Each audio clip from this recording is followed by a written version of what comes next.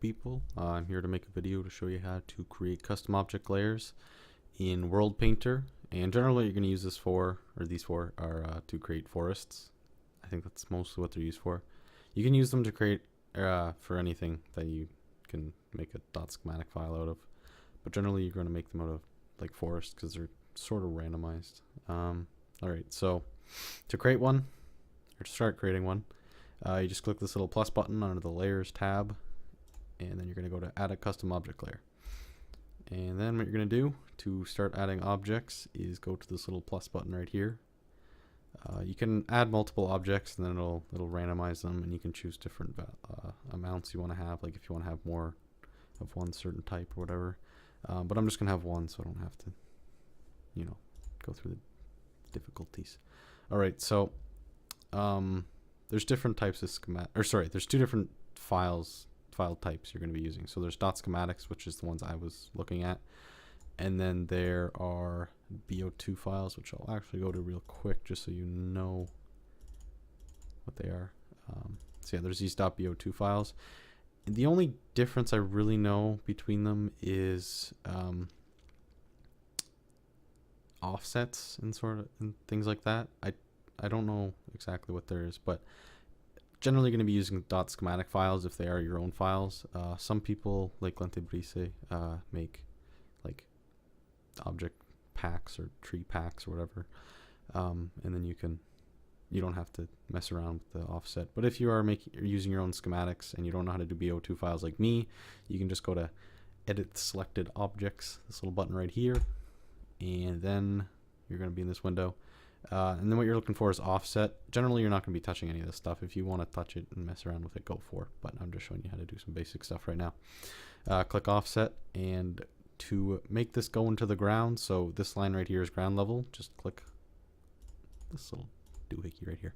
Okay, so I just put it in the ground -3 blocks. As you can see on the y-axis, these are just moving it around. And these, no, that's one way.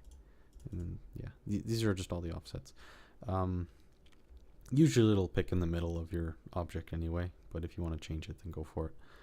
Okay, so this is really only if you want it in the ground. If you want it sitting on top of the ground, you don't have to do this offset stuff. It'll automatically go to 0 and then the middle of your object.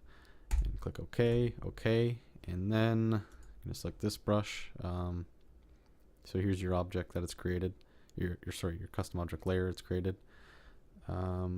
Then what we're going to do is we're going to change the intensity. So I'm going to make mine 22%.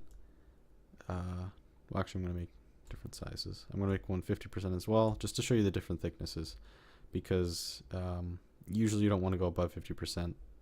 If you're using smaller objects, then maybe, but it gets pretty crowded, and I'll just show you because you probably won't believe me otherwise. Alright, and I'm just going to export it, and we'll hop in game. Alright, so here we are in game. This is the 22% intensity forest I made. As you can see, it's sort of spread out.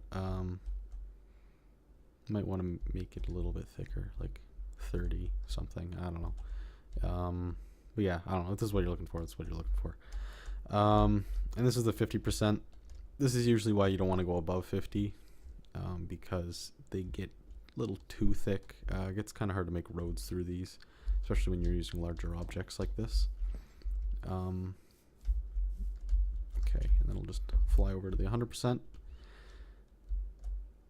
And as you can see, it's pretty dark, so there's not really a lot of room. Yeah, so you pretty much don't have any room for a road through here. And this is generally why you want to stay away from 100%. So yeah, that's about it. If you have any questions, or if you'd like me to make a video on anything else relating to World Painter, just ask and I'll see what I can do. Yeah, so thanks for watching, and bye-bye.